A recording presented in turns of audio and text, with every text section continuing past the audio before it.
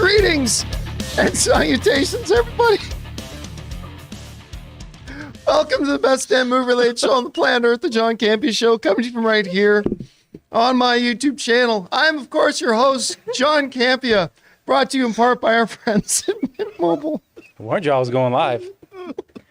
Oh, we are live? Oh, yeah, we're live. Welcome to the show, guys. We've got a good one for you today, we hope. We're going to talk about some movies and movie news and heartbeats. And It's so funny. What's going on? what it shall never be spoken of. You okay, Chris? Yeah, I'm good. Oh my God. That's a good one. Anyway, why? Thanks for joining us, guys. We got a whole bunch of stuff to talk about here today on the show. We're glad you dropped in and decided to join us for this totally professional. Something dropped in. Dropped it. Nice choice of words, Sean. Did you plan that? All right, if everyone wants to know, I was talking about... We don't want to know. No, I know. We don't want to know. Okay. Okay. Choose different Welcome words, Sean. to this very professional entertainment show. Wait, why is the chat immediately like Chris farted? Why is that? If we're talking about butts, it ain't mine. Yeah. Lord. I know. Don't spread fake rumors. Yeah. We're just talking about one of my fondest memories. My fondest memories. If anyone has ever taken a what is it called? A weed grass shot, don't do it. That's all I gotta say. All right. Don't take that wheatgrass shot. Okay, we got some stuff to talk about here today. I don't know what. Hey, listen. First thing I should let you guys know about is 2 weeks from yesterday, February, Sunday, the 19th in Burbank, California, myself, one of your favorites, Christian Harloff, and another one of your favorites, Greg Alba. We're going to be doing a live show at Flappers Comedy Club in Burbank, California. Just the three of us on stage talking about the online movie world. And specifically, we're also going to be talking about the new Ant-Man movie, which comes out just a few days before that. We hope you guys will come by and listen. The tickets are about 80% sold out. I think the last I checked, there was like 30 tickets left. So Joe, go down and look in the description of the video. It is in the description, right? The link? Yeah. Awesome. Go down to the description of the video. You'll find a link to where you can buy tickets. And if you're in the LA area, we do hope you guys will come by and join us for a fun evening. It should be a lot of fun. Free wheatgrass shots. Free grass shots for everybody. Also, want to let you guys know a little bit later today at 3 p.m. Los Angeles time, that's 6 p.m. New York time, we're going to be doing our Last of Us after show open spoiler discussion. We're going to be talking about last night's episode on today's show, but we're not going to talk about an open spoilery details and such. Make sure you come back and join us at 3 p.m. LA time for that open spoiler discussion. While we're on the topic of that, going to let you guys know about some podcast feeds that we have. If you need your daily fix of the John Campea Show, but you can't be in front of a YouTube video, good news, we've got the John Campea Show podcast, an audio-only feed. Go on your favorite podcasting app of choice, search for it, and subscribe to it today. Also, we have another feed called After Show that's kind of right now just focused on Last of Us, but we're also going to be doing after shows for Mandalorian a little bit later. There's the one. So go and make sure, if you're not going to be able to catch us live at 3 p.m. today and you want to listen to our discussion about Last of Us a little bit later, go and find the After Show podcast feed and subscribe to that one today. All right, guys. With that all down and out of the way, let's get into a couple of off the tops here today, shall we? And the first one we're going to talk about is this. You know, one of my favorite shows, I'd say safely, without exaggeration, one of my top 10 favorite shows ever is probably Dexter. I absolutely love that show, and I was very late to the party. A lot of my friends were already on board with it for a couple of years, and I finally got talked into trying it, and I was instantly hooked. I even really liked, a lot of people didn't like the last season. I even really liked the last season. I just didn't like the last episode. I thought that was a little bit weak. So then they came back with, what was the name of the relaunch series? Dexter? New Blood. New Blood. Yeah. Is that what it did? Okay, not like Afterbirth. Yeah, New Blood. You're right. Dexter, New Blood, or something along those lines. Watch it. And it was all right. I thought the new Dexter was okay, but it did remind me about how much I did like and enjoy the show. Well, we're going to be getting more Dexter, sort of. According to Deadline, It has been confirmed that a Dexter prequel series is coming. They wrote the following. McCarthy confirmed that a Dexter prequel is in the works, telling the title character's origin story. Set in his hometown of Miami, in addition to the origin story, it will also incorporate the stories of real-life serial killers of the time. The recent sequel series, Dexter New Blood, which set Showtime viewership records, is also likely to continue with a second season in the future, although I'm going to be honest with you, I'm not so interested in that. McCarthy said, additionally, the network is exploring spin-offs about the origin stories of other Dexter characters, including the Trinity Killer played by Jonathan Lithgow in the original series. So going back, telling the origin story of Dexter, I am generally not a big fan of prequel origin stories. Now, don't get me wrong. It's not that I've never come across a prequel origin story that I haven't enjoyed, but just in general, I'm also not sure I'm all that thrilled about a Dexter series without him. What's Michael's name again? Right, Michael C. Hall. And I think that to me is Dexter, which is part of the reason why when they're talking about a Dexter New Blood, a sequel series, I'm not terribly interested in that. Listen, Showtime, Paramount Plus, which are all now merged together, they're making some big moves. As a matter of fact, another thing they just announced today, that George Clooney is partnering up with Taylor Sheridan's 101 Studios, and they're making a new show on Showtime called The Department, which is based on a very popular French series called The Bureau, I believe is what that one's called. They are bringing a spin-off series of Billions. They're now doing things. I mean, this Paramount and Showtime are making big moves. I'm just not so sure I'm totally into the idea about a Dexter prequel per se without a Michael C. Hall. Anyway, Rob, you hear about this news. What do you think? Well, again, like everything, it depends on how well it's done, and who they cast. I mean, if they're casting a young Dexter, that person's got to be very, very good. And they talk about like James Remar coming back, playing his father before he dies, right? Harry, and something like that. Which I mean, it could be interesting if it's well done. And then they're talking about this Trinity Killer story to bring back John Lithgow, who was great as the Trinity Killer. I doubt they'd be bringing him back, but yes, well, a younger actor, or do something, maybe framing. I don't know, but I mean, the idea behind these shows, actually, I like the ideas behind them, but what about the execution? Whenever I see this, I keep going back to something like Solo. Like I liked Solo, but it's a tough act to follow. Alden Ehrenreich. When you've got Harrison Ford, who was just in a movie, and then you're watching a young Solo show, it's like, well, I want to see the Harrison Ford Solo. Yeah. And you're fighting against that. And I think that, this is now a Dexter shared universe. I mean, hey, if they're good, I'll watch them. It's like anything else.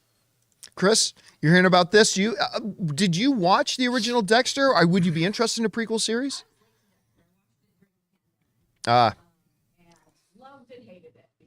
So many moments that I had to look away. But the Trinity Killer was so great. John Lithgow was so great on it. Obviously, you do this like Young Rock and have John Lithgow narrate over all of these lovely, heartwarming times you've been growing up and becoming a serial killer. You can have it. I'm with you on these prequels. A lot of times it just eliminates the stakes for me. Something like Andor, where we have all these new characters, so we don't know what's going to happen to them. We don't know some of these other people's fates you get really invested in. So it can be done. But then other shows, when we know how somebody's ending is, it makes it a little less easy to get invested and really care about what's happening. So if it's done well, it has the potential to be really cool. He's such a fascinating character and what an interesting case study in serial killers. But I don't know. I'm going to have to wait to see. All right, guys, question is for you. What do you think about this? Were you a fan of the show Dexter? What did you think about New Blood? And would you be interested in a Dexter prequel series with a younger Dexter? Maybe, like you said, pull of the rock and have Michael C. Hall narrate it. I don't know. Whatever you guys think, jump down to the comment section below and let us know your thoughts. All right, guys. With that down, let's do another off the top here, shall we? Hey, Rob, what day is it today? Today is Monday. That must mean AMC's trying to find new ways to screw people over, because that's what AMC Theaters does these days. AMC Theaters, I'm not joking. I'm not being facetious here. They are my favorite movie theater chain. They are. And yet I am constantly amazed by how poorly run and just how backwards thinking I get perplexed, Rob. I get perplexed by AMC. I can understand that. And today is a new day and leveling up that perplexion, I suppose. Here's what's going on. Oh, no. AMC Theaters, who has always been at the forefront of trying to worsen the movie-going experience for people and to make it more expensive for people to go, despite the fact that the biggest challenge facing the movie theater industry today is to get people back into the theaters. And their brilliant idea is, let's raise the prices. And that's what they're doing today. And it's funny because we talked about this a few years ago. I said AMC would do this. I said on an episode of Movie Talk a couple years ago that AMC will do this. And now they're doing it. And here's what it is. AMC Theaters has announced that they are going to be getting involved in having tiers of prices for individual seats. This is what they write in Deadline. They said the following. Theater chain AMC Entertainment is now shifting ticket prices depending on where the seats are located in the theaters in an initiative called Sightline AMC, or as it's called internally, Bend Over AMC. The seating selections based on their sightline of the movie screen within the auditorium, including value sightline, standard sightline, and preferred sightline sections. Standard sightline, the most common, is sticking to their traditional ticket costs. By the way, their traditional ticket costs, which they have been raising exponentially lately.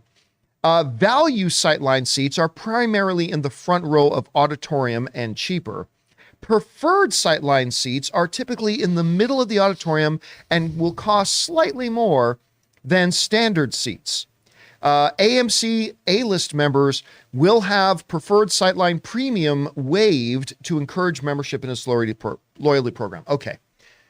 I remember on an episode of Movie Talk saying, mark my words, AMC Theaters at some point, and other movie theater chains, will, in a creative way of finding new ways to charge more, are going to create pricing tiers for the seats in theaters. And that's what you're doing. Now, some might say, well, maybe it's okay if they're raising the price of certain seats and lowering the price of others. But I call you fool if you believe that it's actually going to come out in the wash. Let's go over to the classroom for a second.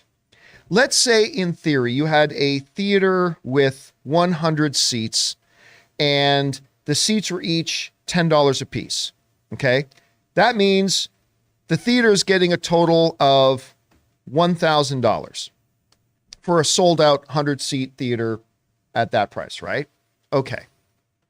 With this new tier, while they are not announcing this, I'm going to guarantee you right now this is exactly how it's going to play out. Let's take that theoretical situation of a $10 seat normal. Okay, so their standard will continue to be $10. Their value, or what they're saying are the people who got to sit in the front row, they're probably going to make that $9. They're probably going to, now, I hope I'm wrong about this, but I'm pretty sure you can take this to the bank. This is what they're going to do. They're going to make the front seats $9. And by the way, it's probably only about 15 seats that will fall into that category. Probably only about 15 seats in total that will get the $9 value. Okay, now we get into the premium. They're probably going to charge $12 for the premium. Now, take a look at what is happening here. And by the way, that premium is probably going to make up about 40% of the seats. So while they might say that the value seats, they'll lower by $1 or $2, it will be a small amount of seats, probably front row, maybe a couple of other outlier seats. And so look, we're lowering those prices. But they're going to take the premium seats, or the main body of seats that's more around the middle of the auditorium, that will represent a larger number of the seats, and they will increase the price more than they're decreasing the value. Basically, at the end of the day, they're probably going to be pulling in $1,200 to, I don't know, $1,400 for that theater, for a full theater now, whereas when everything was costing $10 a ticket, they were pulling in $1,000. Do you see what I'm saying? So don't fall for this facade that, oh, now here's the thing. I can already hear some people making the argument and screaming at me through their computer monitors saying, but John, when you go to a concert or if you go to a football game, the better seats, you will be paying a more premium price for the better. Sure thing. I go to the John Williams concert every year. Ann and I treat ourselves. We splurge a little bit and we get ourselves the closer up seats so we can watch John Williams because we never know when it's going to be his last concert, when he's going to retire. So I get that. The difference, though, between a John Williams concert, a football game, a hockey game, a performance of live Beauty and the Beast on stage on Broadway, is that you're not looking at a damn screen. You're actually sitting closer to John Williams. You're actually getting closer to the band.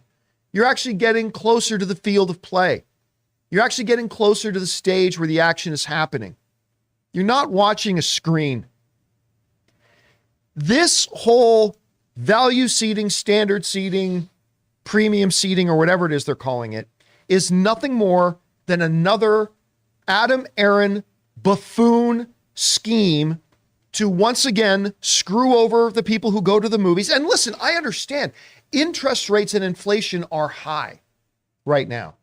So I get it. And I understand that when interest and inflation are going up and it's costing more for the theaters to be in business, that they got to look for a way to up the price a little bit to counteract the cost of inflation.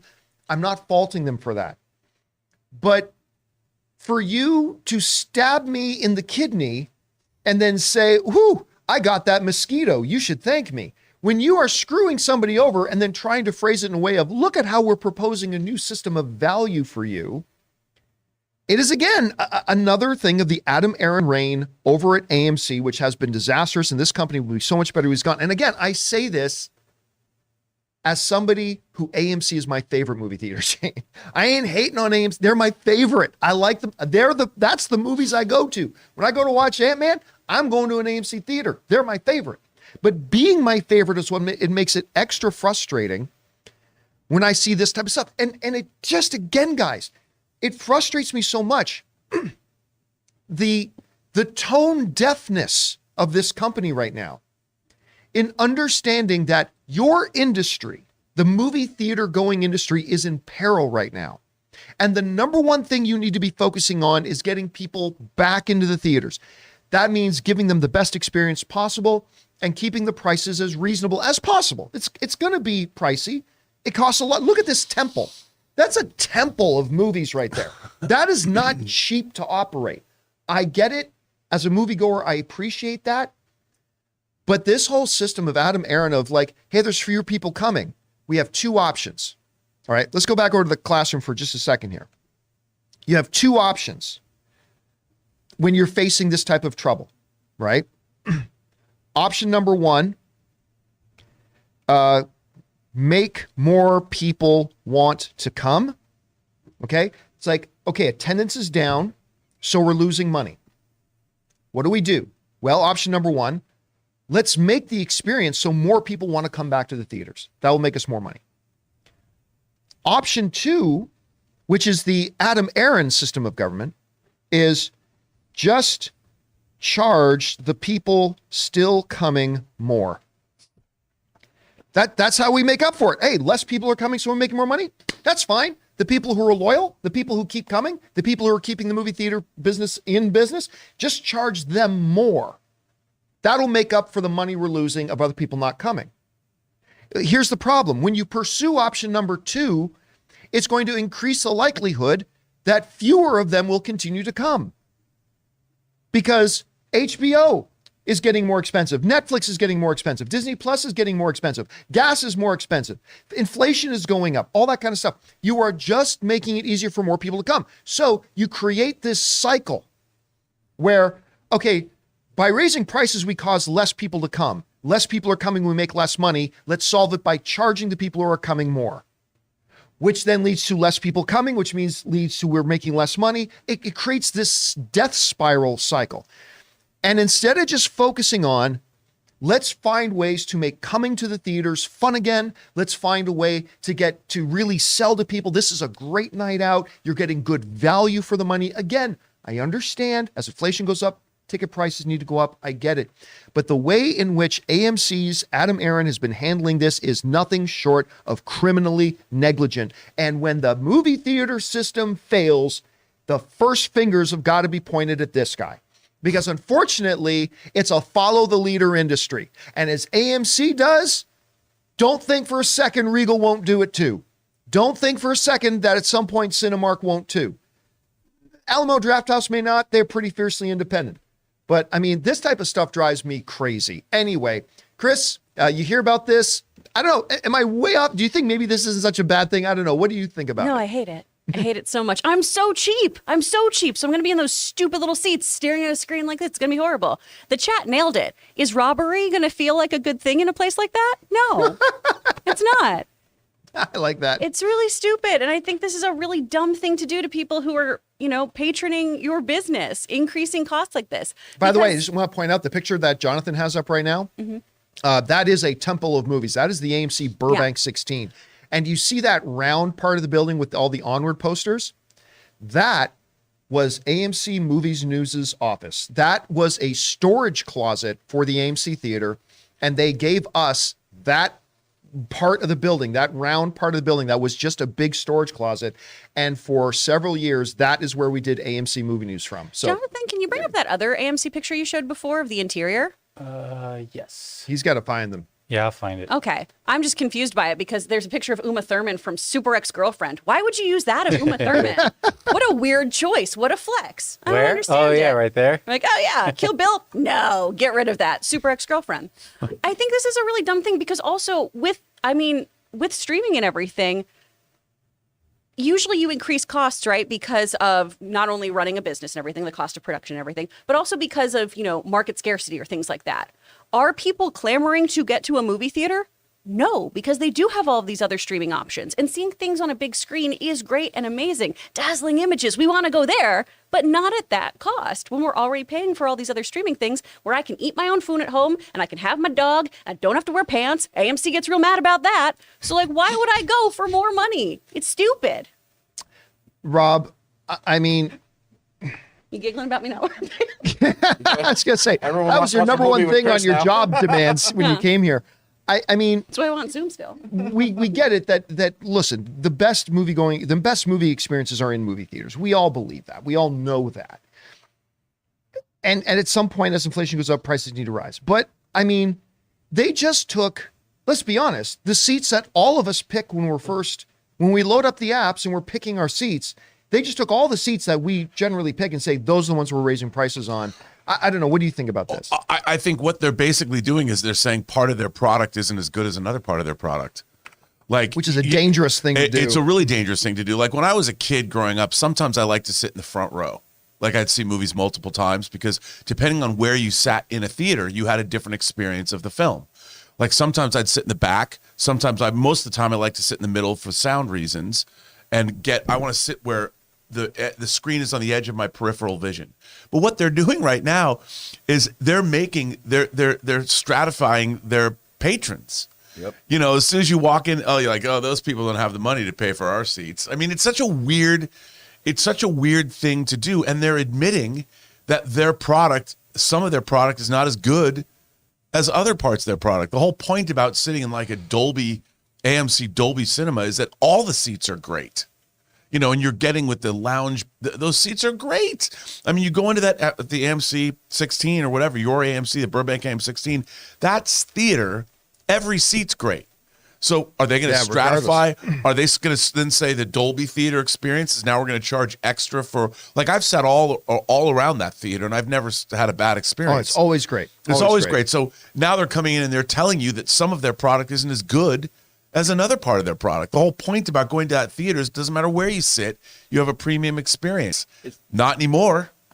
It's going to bring up the scalping thing too sometimes, probably, right? Scalping like they did with Taylor Swift tickets. But also, what if the movies that don't sell tickets, the people who want good seats are going to have to pay that premium?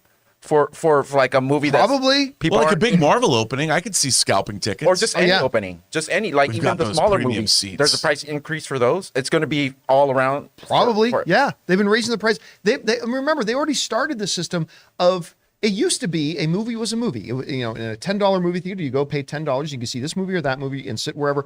Now AMC charges more. Like you're going to be paying more to go see Ant-Man next week than you did when you went to go see Where the Crawdads Sing. Who am I kidding? Nobody went to go see that. It's But so I bad. mean, they're already doing that right now. Let me play Satan's advocate for a second. All right. Let me play Satan's advocate just for a second. You could argue that, and there is a line about this in the article, that, the people who are A-list members, I am an AMC A-list member, this won't affect them. So part of it is they're trying to encourage people to sign up for AMC A-list. Now, I will say this. I believe every movie fan should have A-list. I really do. It is the best, I think, loyalty theater membership service there is. For 20-something bucks a month that I spend, I get to go up to 12 movies a month, 3 movies a week, right? That is a great an deal. insanely good value. That is an insanely good value. So one could argue, if you wanted to play devil's advocate, that, hey, maybe they're doing all this to try to nudge people more over to becoming A-list members. Okay. Good motivation, bad execution. Because all this is going to do, I think, is turn more people off from going to the movies. But maybe I'm wrong about that. Anyway, guys, question is for you. What do you think about this? AMC is finding new ways to charge you more. This time, all the seats that you normally would like to sit on, they're going to charge you more for those. But don't worry, the neck breakers, they'll take $1 off or something like that. I don't know. What do you guys think about that? Can you think of some positive upsides that maybe I'm just overlooking because I haven't had enough time to think about it yet? I'd love to hear them. Whatever your guys' thoughts are, jump down to the comment section below and leave your thoughts there. All right, guys, with that down, we are now going to move over to our Mint Mobile hotline question of the day. If you are still paying insane amounts of money with every month on your wireless plan, it's time to switch to Mint Mobile. Mint Mobile lets you order from home and save a ton with phone plans starting at just $15 a month. I use them myself. Order today at mintmobile.com/Campea. And today, somebody's asking a question that I have about, which is, what about Henry Cavill? Check it out. Hey, John, this is James. I got a question. Does James Gunn have to answer the question of where's Henry Cavill as Superman? Because that's what a lot of people want. They want to know what happened, where is he at, why is it for a reboot, is the DCU being rebooted? Does he really have to answer that question, or is that just us wanting to know everything, or could he just go forward and continue doing what he's doing? I'm not knowing how to ask that question, but yeah. What do you think? James, thanks a lot for calling that in, man. And yeah, listen, we brought this up a little while ago because, again, background, I'm a huge Man of Steel fan. I love Henry Cavill Superman. He's my favorite Superman of all time. But I have been okay with the idea of him not being Superman anymore. If James Gunn needs to reset things, I'm okay with it. The needs of the many outweigh the needs of the few, or the one, as some pointy-eared guy once said. So My guy. your guy. So then, though, we started to learn that, well, it's not really an exact hard reboot.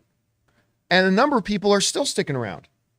James Gunn actually said, hey, man, there's no reason why, Jason Momoa and Gal Gadot can't continue to play. He didn't say they were going to continue to play those characters. He says there's no reason why they couldn't.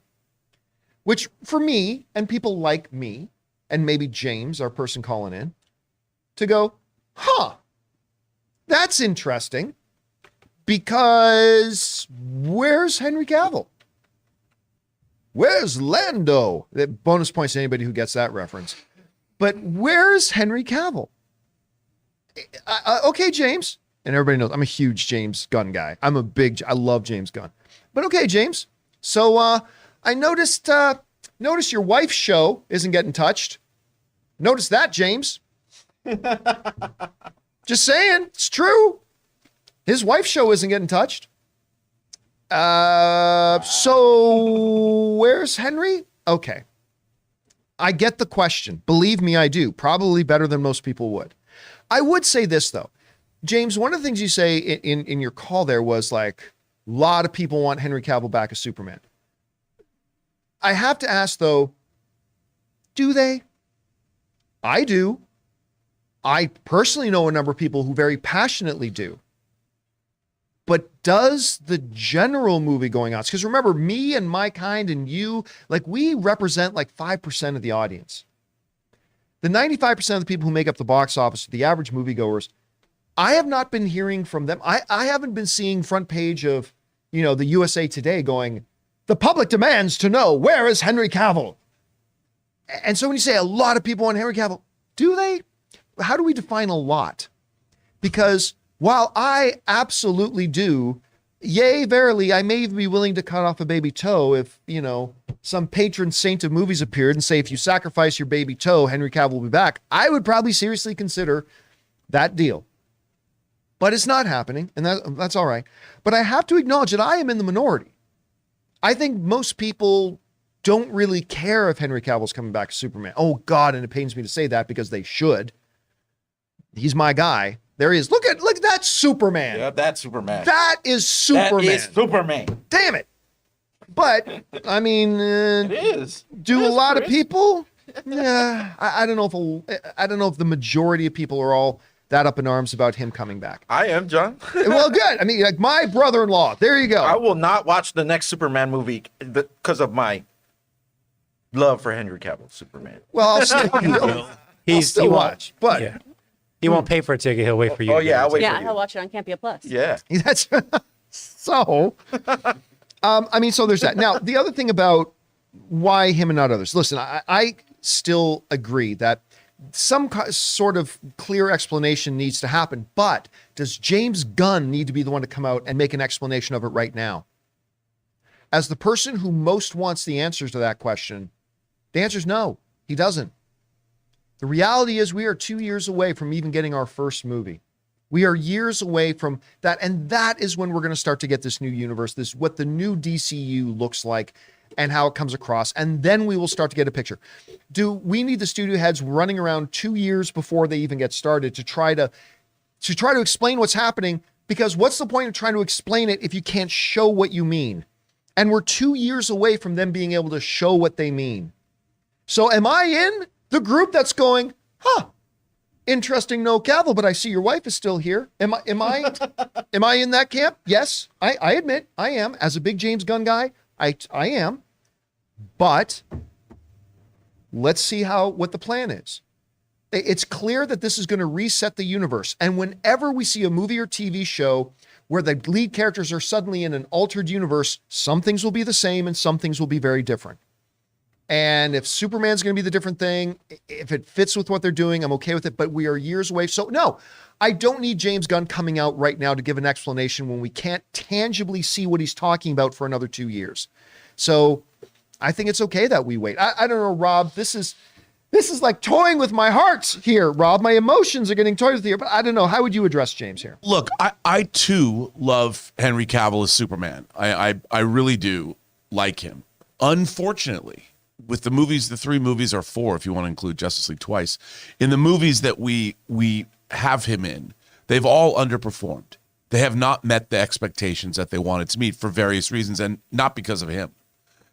But it's just that you can't justify. I think what they're trying to do is they're trying to make this. Now, we don't know if they're going to keep Jason Momoa as Aquaman. I don't know what they're doing.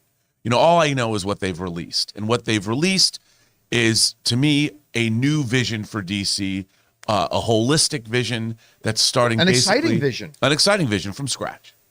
And I think that the cornerstone of this is Batman and Superman, and to a certain extent Wonder Woman and the rest of the Justice League. But Batman and Superman are really their core characters, and they're reimagining them.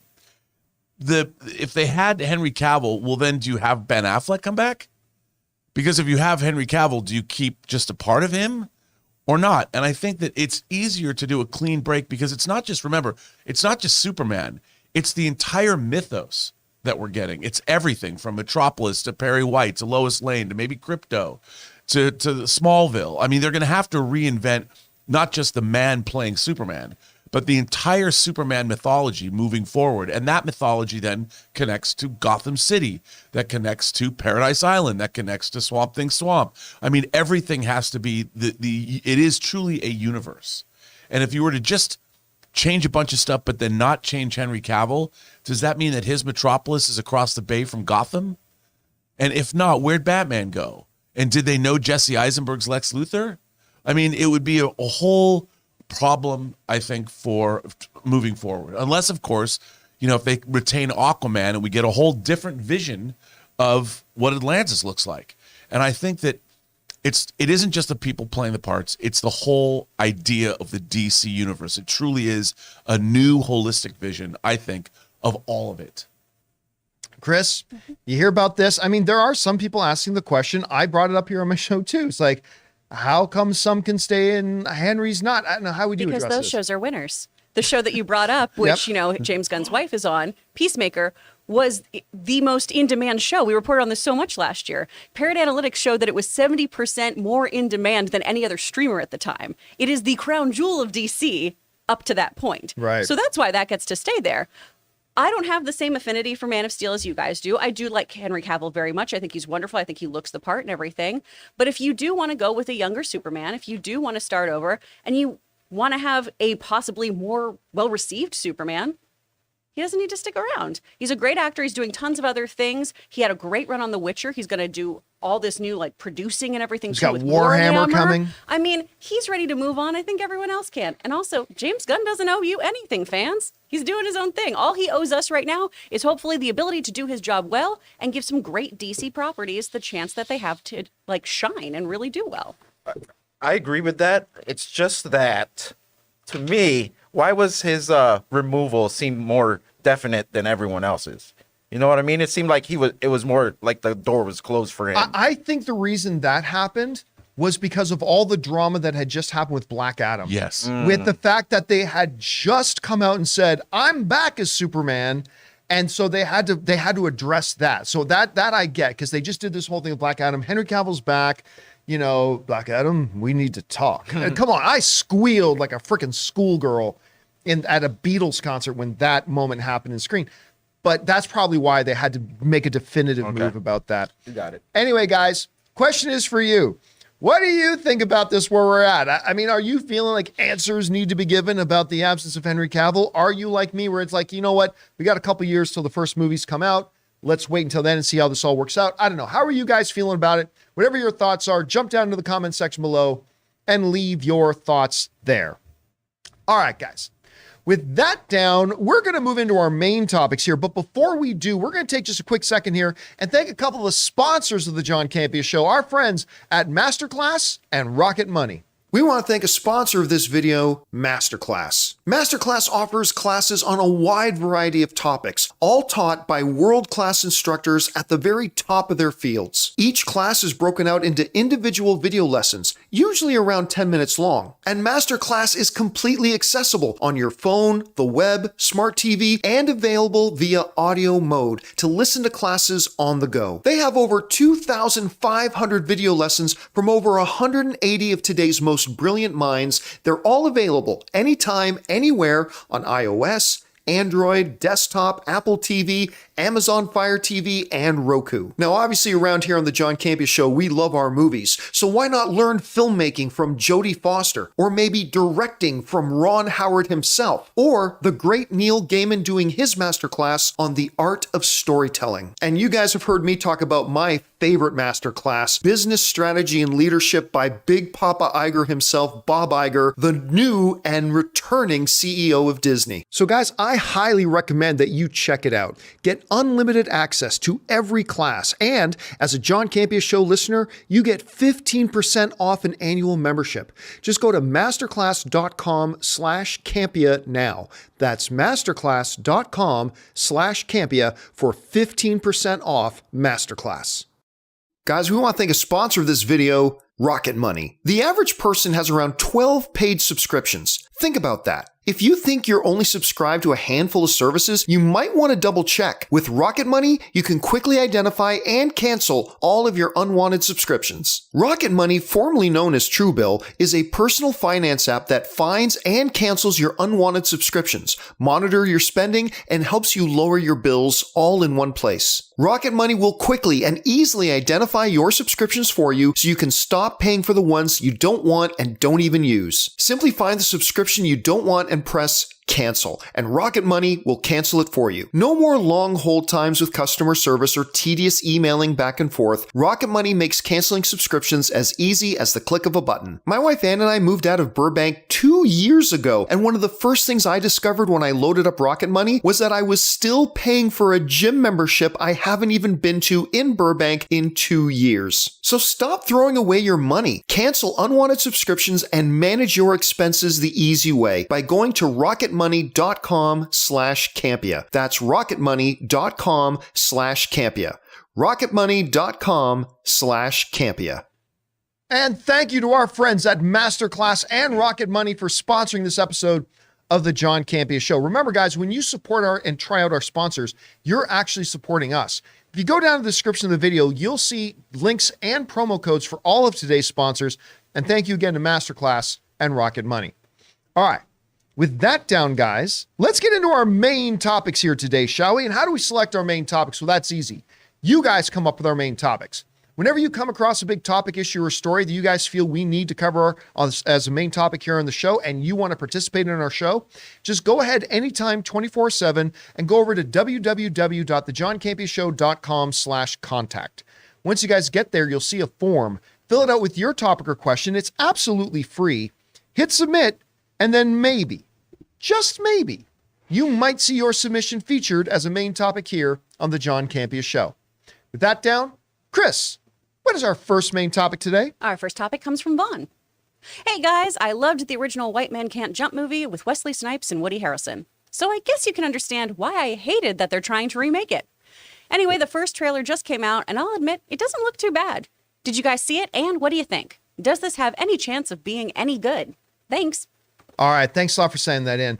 And I remember White Men Can't Jump fairly fondly. When I was a kid, you had Wesley Snipes, Woody Harrelson in there, who was hot off of, Cheers and all that kind of stuff. It was a fun little movie. I mean, I don't think it's one of the all-time classic movies like some of my friends do, but it was a good little movie. And when they announced that they were going to be doing a remake of it, I know some people are against it. You guys know my philosophy, though. Remake everything. I'm fine with it. If it's good, we've got a good new movie. And if it's bad, oh well, like any bad movie, we just let it go and we forget about it. This was an interesting one to do. Now, this is going to be a direct-to-Hulu movie, so this is going to go straight to streaming. Couple of points of concern here. It's being directed by, I've only ever read his name, I've never heard it said. So I hope I'm not mispronouncing this. Kalmatic is the guy who's directing the film. Now, he has directed one other feature film called another remake, House Party. Nice. That was out recently. A movie that garnered a 29% critic rating. Rob did a whole show about it. And Rob did an entire full-blown spoiler discussion after show on that movie. And it made a grand total of $8.8 million. So that's not the biggest, enthusiastic endorsement there. Now, it also stars Sinqua Walls, who was in Friday Night Lights and Teen Wolf. Again, I hope I'm not mispronouncing his name. I've only ever read his name a bunch. I've never heard somebody say it out loud. And new coming to the acting gig, Jack Harlow, who, full disclosure, until this morning, I have never heard of this guy. And apparently last night he was nominated for 3 Grammys. Yeah. No disrespect. I've just never heard of him until this morning. I'm like, all right. Okay, so let's move past all that and get to the actual trailer itself. It was a short trailer too. It was just a short little thing. I'm going to be honest. I thought it looked all right. Listen, I'm actually a bit of a sucker for con movies. Whether you're talking about the old Paul Newman, Color of Money, the movies about the Sting, heist and con movies. Love them. I have a bit of an affinity for them, right? And that's really what the best comparison about White Man Can't Jump, it really is to something like Color of Money. and the sting and stuff like that. And, you know, and when they were having their little debate about, I'm the P.T. Anderson of psychological warfare. Who's P.T. Anderson? Greatest living director. Spike Lee is the greatest living. I mean, I actually, as a film fan, I kind of dug that little interaction. I thought that was kind of neat. Look, I have no idea if this Jack Harlow dude can act worth dick. I have no idea. I'm going to guess not, but hey, listen, we've been surprised before, right? Maybe he can, but at least, so I don't have a lot of hope for this when you look at who the director is. And I never watched Teen Wolf, and I didn't watch the TV series of Friday Night Lights. Saw the movie, didn't watch the TV show. So I don't really know much about Walls's ability and his talent. So do I think this movie's going to be any good? Not really. I don't have high hope for it. But the trailer was interesting. I at least found myself a little bit interested in this now due to this trailer. Chris, you had a chance to see the trailer. Are you jumping for that remote control to turn on Hulu when this drops, or what did you think of it? I mean, not particularly. This trailer looks fine. It looks fine, but there's no Rosie Perez, so I'm out. And, you know, Jack Harlow might do a really great job in this, and this certainly doesn't determine somebody's acting chops. We've seen really wonderful, like, award-winning actors bomb on SNL, but Jack Harlow wasn't good when he was on that, in my opinion. So maybe this will turn out to be great. There's actually a fantastic USA Today article about the for why of this, of just, this is why this shouldn't be made. And it talks about how, like, could you even do this con in this day and age where everyone's constantly on a phone? That was part of the beauty of the original, is they could go from city to city and no one knew who they were. Also, you had to like suspend your disbelief a little of, well, there's Larry Bird in the NBA. So yeah, I think we've established that some white men can jump. But in this day and age too, we have a slightly more diversity in basketball as well. I don't know if it's going to stick the landing, but you know, maybe it'll be fun. And it's on Hulu, so I'll probably tune it on when I'm bored cleaning my house. Rob, what do you think about the trailer? Okay, here's the thing. The original White Men Can't Jump was written and directed by Ron Shelton. And Ron Shelton made Bull Durham, which is one of my favorite sports movies ever. So he's a real auteur filmmaker that specifically had done some great sports-themed movies. And he had something to say. I really liked the original White Men Can't Jump. I thought it was a great film. It had a lot of insight. It was really funny. And it was made by an auteur. Now, it's easy. I think everything now, like you said, hey, remake everything. The problem that I have is that why? You know, other than reinvigorating an IP, does this director, did he write and direct the script? Did he have something interesting to say? Is he going to offer some more insight into all of this, in this world? I want to know that there's something about, and I'll tell you, while as a film fan, I kind of like that exchange between, I didn't believe it's coming from these dudes. You know, these guys are out there. Give me something about sports. You know, I would.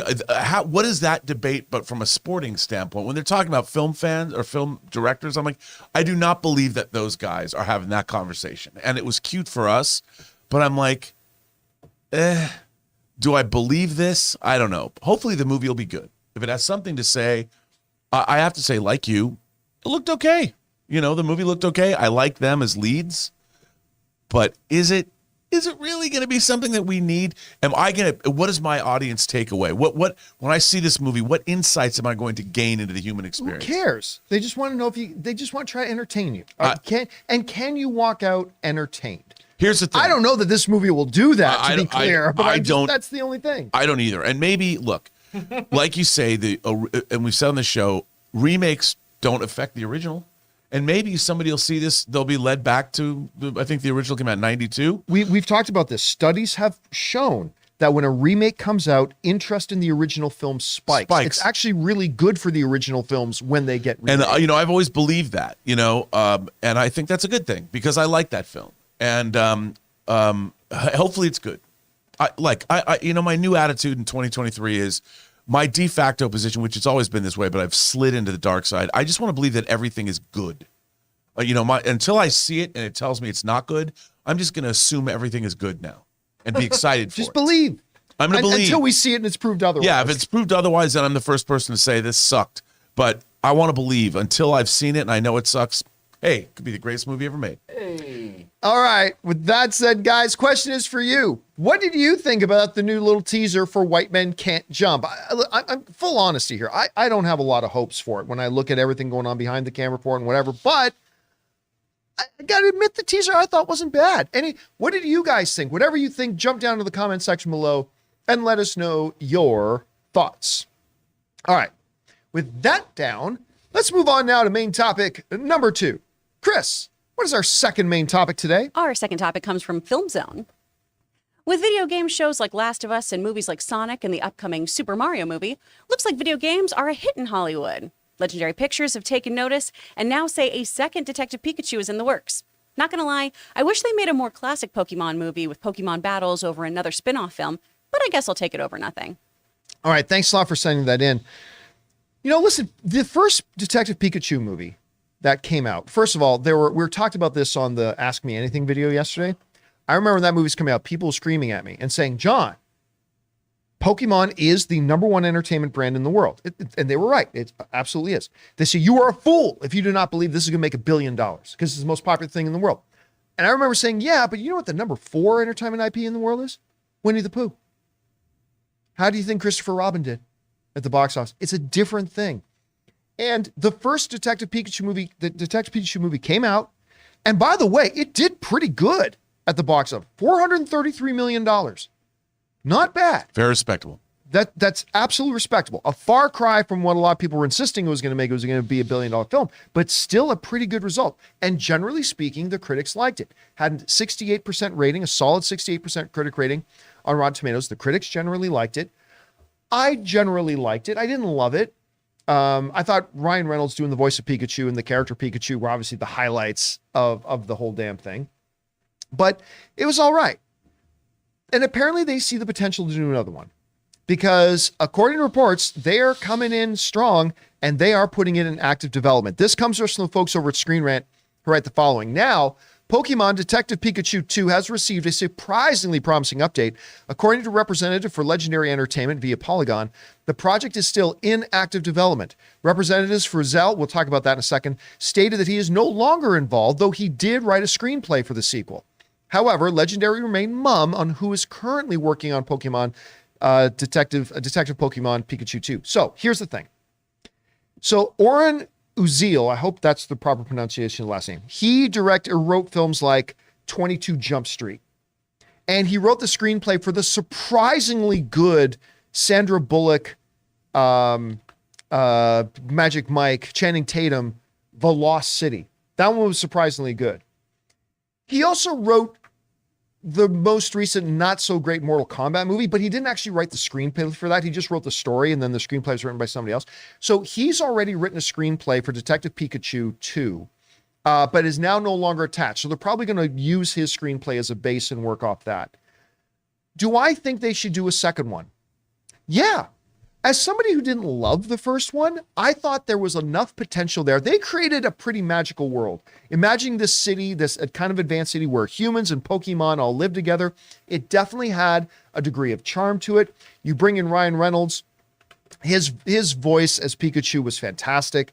So I am down for this. I would like to see them do another one, and hopefully they can improve upon the first one. Anyway, Rob, you hear about this. Are you surprised that it sounds like they're moving ahead with another Pikachu? And do you think it's the right idea? No, because, by all accounts, this movie should have been terrible. Like, I this movie could have been. I have to say, even I enjoyed this movie. I liked seeing that, it kind of had that Roger Rabbit world coexisting with humans and Gotta Catch 'Em All, all the Pokemon and all that stuff. I thought it was really an interesting approach. It was fun. And there was some pretty clever stuff in the movie. And it really depends, obviously, on how much it cost. What is the return on investment? And if they can keep the budget down and they know that they're building whatever the sequel is going to be, they can probably assume that if they get Ryan Reynolds back and it's at least as good as the first film, making a little less than $500 million is not a bad proposition, depending on how much it costs. So I am not surprised that this movie is getting made at all. And I hope it's good. Chris, you and I have never talked about Detective Pikachu, I don't believe. What did you think about it? Damn shame, because I love this movie. Oh, okay, good. So I'm assuming you'd be all for them doing another one. Oh my gosh. Well, to Rob's point too, they made this for 150 million and it made 433. So they got a return on this. It did well. It was critically acclaimed. Well, critically acclaimed, I guess, is a jump, but it was well received. It was well received. It did well in the box office. I love Pokemon, and if there's something that my husband loves more than Helen Mirren, it's Pokemon. He loves Pokemon so much, and so we saw this a couple times in theaters. But it's a really cute movie. I think the animation in this too is so wonderful. All the designs on them were so great. And if you were a 90s kid, you know, seeing these little creatures brought to life in this way was so freaking cool. Yep. They're just so cute. I'm all for a new one. The only thing that I was slightly disappointed in at the beginning was for a while people were trying to get Danny DeVito to be the voice of Detective Pikachu. There was a whole thing. I remember that. Great. It was great. But Ryan did an excellent job. Pika Pika. I remember after that. What was the name of the? I'm prepared to be impressed if I'm right about this. Okay. The Snorlax. Snorlax. Is that right? Yeah, that's right. Okay, that is, Ray is the living representation of the Snorlax. But aside from that, I remember like in Burbank, right beside the AMC Burbank 16, there's a big like Japanese candy store, like right beside the AMC Burbank 16 down that little alleyway. And in it, they had this 6-foot something giant plush Snorlax that I remember Anne wanted desperately to buy. I'm like, honey, where are you going to put that? Just tell me where you're going to put it, and we can have a discussion about bringing it into the house. Wherever she wants. I mean, that was the problem. She magnificent. was not able to come up with an actual logical place in her mind to put it, so we didn't get it. But yeah, hey, got to get them all. Guys, question is for you. What do you think about this? What did you think about the original Detective Pikachu? And do you think there was enough there to do a second one? Maybe you think a second one's a waste of time. Maybe you think it's a brilliant idea. Whatever you guys think, jump down to the comment section below and let us know your thoughts. All right, guys. With that down, let's move on to main topic number 3, shall we? Chris, what is our third main topic today? Our third topic comes from Buli Tan. Greetings from Malaysia crew. Just saw on Variety that HBO is moving The Last of Us episode 5 to February 10th, 9 p.m. Eastern to avoid Super Bowl Sunday. Glad we have 2 game days. And will the after show come earlier? All right, thanks a lot for sending that in. And you know what? It's funny because just a couple of days ago, somebody wrote in and talked about and reminded us that, hey, John, episode 5 of The Last of Us, it's on Super Bowl Sunday.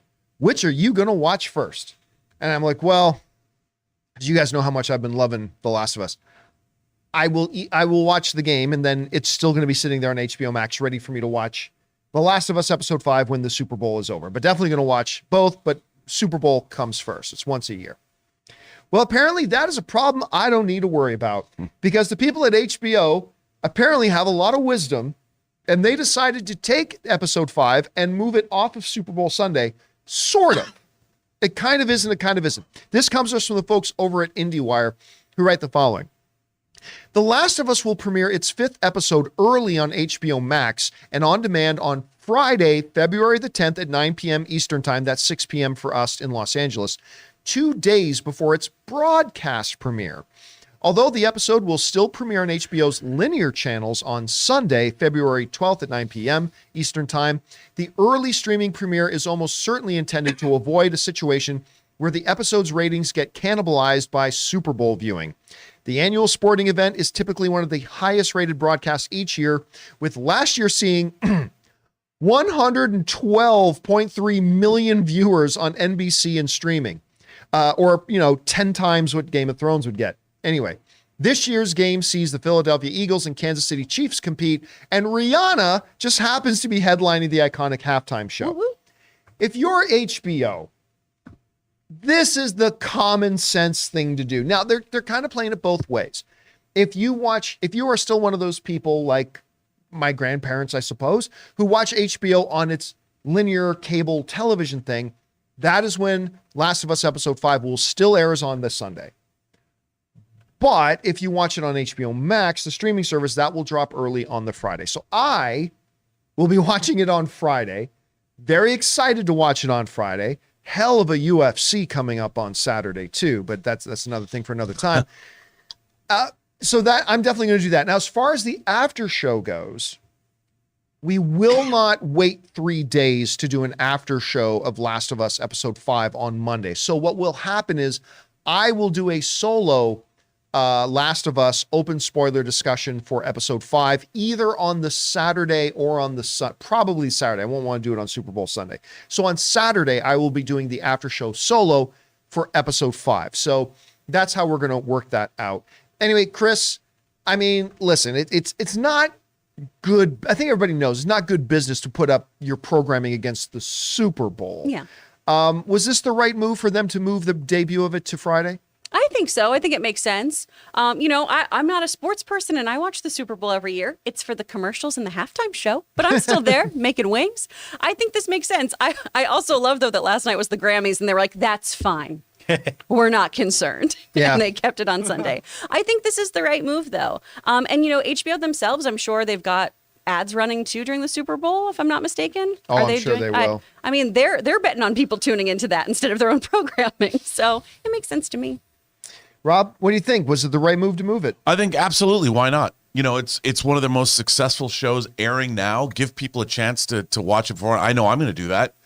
I'm one of those guys that's sitting there at 5:59, waiting for Last of Us to hit. And I did last night. So to get it earlier, I think is great. And obviously they don't want to. The problem is then in their analytics in 6 months, if someone's looking at their analytics for whatever reason, there's going to be a dip, in episode 5, which they're going to have to explain somewhere down the line. So what they're trying to do is to avoid that, so the analytics stay the same, because all that information is necessary. So I can understand. I think it's a smart move, and at least it shows that someone's thinking. Someone over there at HBO is going, maybe we should do this on our biggest show. So somebody doesn't go, well, why did the ratings dip for episode 5? Is it not as popular? No, it's Super Bowl. So now they have a way to alleviate that problem, which I think is good. And the nice thing too, this is one of the advantages of being a streaming service. With traditional broadcast television, you got to worry about lineups, and you got to worry about schedule, and you got to worry about all, because if you move this thing here, then you're bumping something else out of the time slot and blah, blah. Online, streamer, drop it wherever you want. It doesn't matter. It's just, when do you make it available? It's like YouTube videos dropping. It doesn't really matter. So they're taking advantage of that. Guys, question is, what do you think? Do you think they should have gone, nah, screw the Super Bowl, go head to head with it? Or was it the right move to move it out to the Friday? Whatever you guys think, jump down to the comment section below and let us know your thoughts. All right, guys. With that down, let's move into our fourth main topic today, shall we? Chris, what is our fourth main topic today? This one comes from Venmar. I'm completely floored. Every time I sit down to watch The Last of Us, it gives me a completely different experience, and tonight was no different. Even though the first 2 episodes did a lot of stuff that is very faithful to the game, it was tonight's episode that I really felt it. The bond between Joel and Ellie is the Last of Us. That's the whole game. Zombies, hunters, fireflies, none of it's the actual game. Joel and Ellie are. And this was the first episode that made me feel like I was right there in that world because of it. What did you guys think? All right, Venmar, thanks a lot for saying that in. And just a quick reminder, we are not going to talk spoilers on Last of Us episode last night, but we will talk about it in some generalities here. If you want to hear us talk in a full, open, spoiler-filled environment, again, come back and join us later today on the channel at 3 p.m. Los Angeles time. That's 6 p.m. Eastern time for our Last of Us open spoiler discussion. Once again, that will be at 3 p.m. We hope to see you there. That said, The Last of Us episode 4 had a very daunting task in front of it, because it was coming off of one of the arguably greatest episodes of television I've seen in years, with episode 3, what I call the Ron Swanson episode. It was, and don't laugh, I saw a lot of YouTube videos this week, man, of Ron Swanson preparing for the apocalypse in Last of Us, and doing a bunch of clips from Parks and Rec about how he was clearly preparing for the apocalypse coming in The Last of Us anyway. So it already had a very, very tall order. And what Venmar just said, who was it? Venmar. What Venmar just said is absolutely 100% exactly what I was thinking when I was watching it.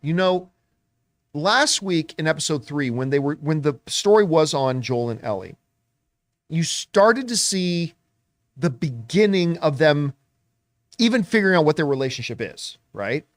not a lot of endearment, but they were starting to lay that foundation. I mentioned that in our open spoiler discussion, that was part of it. But this is why I think that while this is not the best episode of the season so far, why I believe this was the most important episode of the season so far is because of exactly what Venmar just said.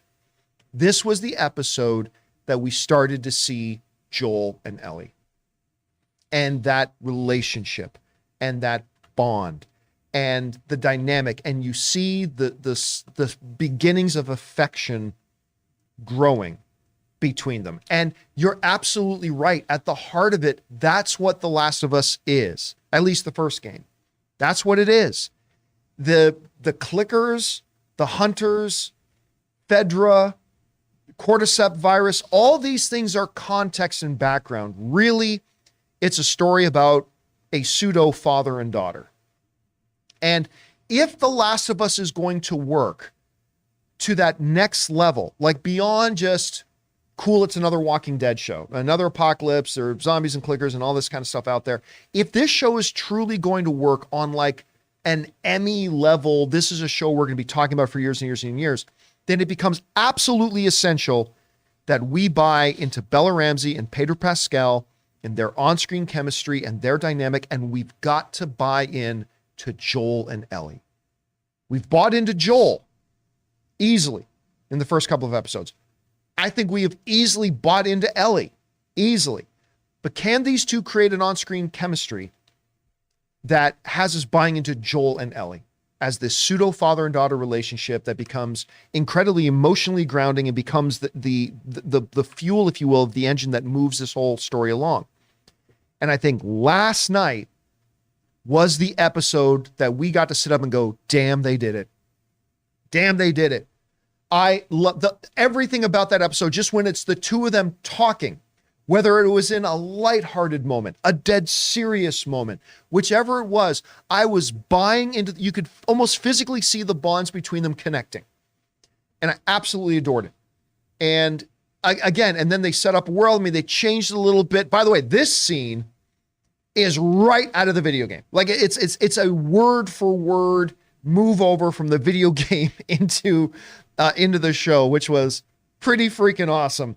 I love that. But they changed something, like it's not Pittsburgh anymore. Now it's Kansas. And they're taking characters like NPCs and making them more fleshed out, which is what you got to do in adaptation. By the way, the guy who did the original game's voice of Tommy, Joel's brother, he actually has a pretty significant role in the series now that we see. Anyway, not the best episode of the season so far. That was episode 3. But I think fundamentally the most important one we've had, because it showed us that the most key element of this show working, they got it. They got it. And because of that, I think it's the most important episode we've had so far. Anyway, Rob, you had a chance to check out the episode. What did you feel about it? Well, I felt just like you did. I mean, I really liked they spent time. It wasn't rushed. Yeah. You know, and we got to see them having deal with multiple subject matter, and Joel could speak with Ellie, and they really were getting to know one another, and you could see that this kind of bond is the show. Like you said, it is what The Last of Us is. And I also felt like, even though again, it shows how this episode, how adaptation is enriching the TV show, because the gameplay of this was a lot of it. There's the people you're fighting. Okay, they're rando human villains, you know, bad people. Now there's this really interesting dynamic going on where, you know, Melanie Linsky's character is like a new character. Like, that's interesting. And suddenly they're giving us the game and what people know, but with all of these episodes, including this episode, the adaptation is giving us more. And I'm there for it. I'm like, wow, this is really interesting. So if you've played the game and it's something you know back and forth, watching this show, I have to believe, because I haven't heard from that many gamers, but it's got to be enriching the experience. Like there's two different Last of Us now. There's the series and there's the game, and both, they sort of complement each other in a way. And I think that's really neat. And it shows how much time Druckmann and Craig Mazin, because again, Mazin wrote this episode, have spent developing the show. And I really feel that this show has been very carefully constructed and beautifully written. Chris, you had a chance to see the episode last. By the way, I mean, without giving away spoilers or whatever, I'm like, who is, oh my God, that's the girl from the Savage From Yellow Jackets? Yellow Jackets. That's the girl from Helen Yellow Lindsay. Jackets. And Is from what suddenly Heavenly, took it a Peter whole new Jackson's level. Heavenly Creatures. Anyway, what did you think about last night's episode? Oh, it was great. And I really think that dynamic is what's so important. And to Rob's point, too, when you are playing the game, you play so often as these characters. And that's one of the things that helps ingratiate them to you because you experience everything as them, right? You're the one giving them agency. This is all happening to you in a way so that it makes you really, really care about these folks. So you have to do a little bit more when it comes to this kind of narrative to really make sure that your audience connects with people.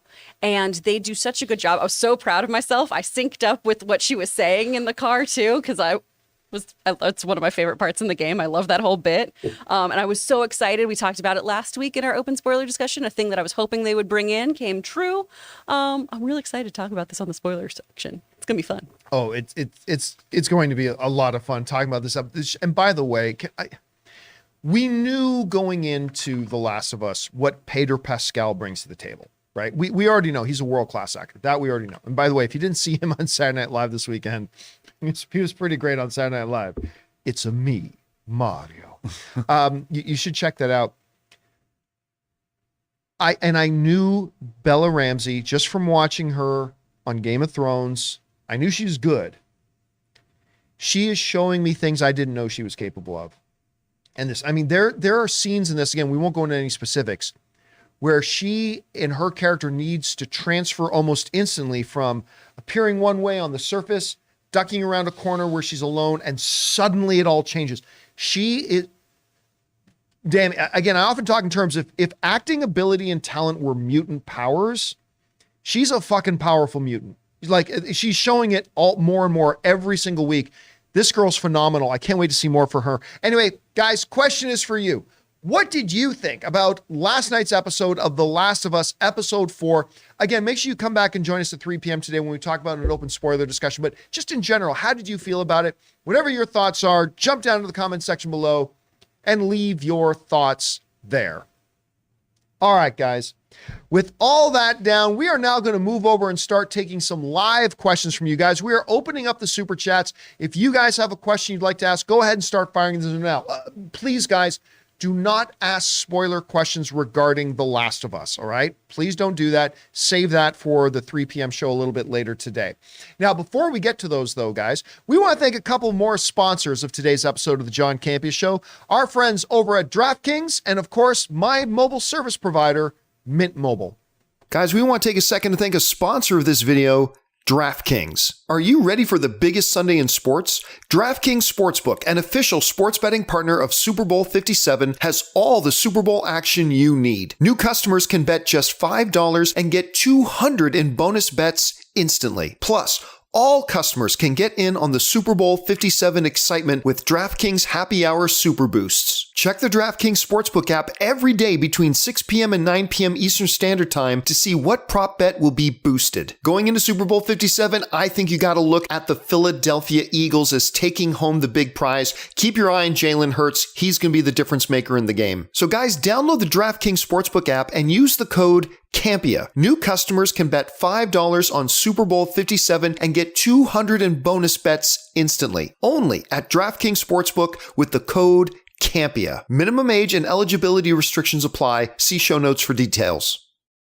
We want to take a second to thank a sponsor of this video, Mint Mobile. If saving more and spending less is one of your top goals for 2023, why are you still paying insane amounts of money every month for your phone bill? Switching to Mint Mobile is the easiest way to save this year. As the first company to sell premium wireless service online only, Mint Mobile lets you order from home and save a ton with phone plans starting at just $15 a month. You guys know I made the switch over to Mint Mobile a while ago. The process couldn't have been easier, and I can't believe that I am spending less than a third of what I was spending on one of the other major carriers before. By going online only and eliminating the traditional costs of retail, Mint Mobile passes the significant savings on to you. All plans come with unlimited talk, text, and high-speed data delivered on the nation's largest 5G network. Use your own phone with any Mint Mobile plan and switch easily in minutes with eSIM. To get your new wireless plan for just $15 a month and get the plan shipped to your door free, go to mintmobile.com mintmobile.com/Campea. That's mintmobile.com/Campea. Cut your wireless bill to $15 a month at mintmobile.com/Campea. And thank you to our friends at DraftKings and, of course, my mobile service provider, Mint Mobile, for sponsoring this episode of the John Campea Show. All right, guys, the floor is now yours. Let's go over and check out your super chats. Chris, what do we have? Starting with some support from Remy Alestra, or is that? Oh, yeah, it's from today. $22. Thank you so much, Remy. Thank you so much, Remy, just for sending in a super chat to be supportive. Appreciate that, man. From Jay, in 2025, barring the release dates remain the same, we will have a Fantastic Four, Avengers, Superman, and Batman movie. Oh, wow. Gut feeling, which do you think will have the bigger box office opening weekend? There's no question. There's no question about it. It's Avengers. I mean, by a multiple. 100%. Yeah, there's nothing. I mean, Superman's going to be great. Batman's going to be great. Fantastic Four is going to be great. By the way, the hardcore inside baseball fans are far more excited about Fantastic Four than the general movie-going audience are. It's Avengers, and it's not even close. By a mile, it'll be 100%. It'll be Avengers. That doesn't mean the other ones can't do great. Of course they can, and I think they will, but they won't come close to Avengers. All right, what's next? From Corey Hensley, while ago, I ignorantly booked an early romantic 4-course Valentine's Day dinner with my girlfriend for February 12th. Now I wonder if sleeping on the couch is worth canceling. You know, Valentine's Day's on a Tuesday.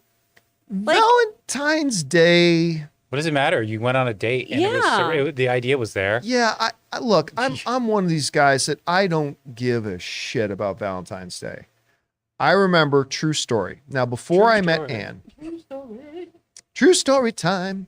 Before I met Ann, I was engaged before to a great girl that I actually we had stayed in touch for a long time afterwards too. But I was engaged for a while, and her mom and I didn't get along great. I'd say we had a working relationship. Like we both knew that my fiance was more important to her than anything in the world, and her mom knew that she was more important to me than anything else in the world. And on that basis alone, we could function together, right? So one day, her mom comes into my office because the three of us were going to meet for lunch, and she got there first. And she comes to my office, and we're talking. She goes, "So, what are you doing for Valentine's Day?" And I said, "Well, actually, we talked about it, and neither of us really care about Valentine's Day all that much. So we're probably not going to do anything." And her mom did not like that answer. And she started to get a little bit irritated.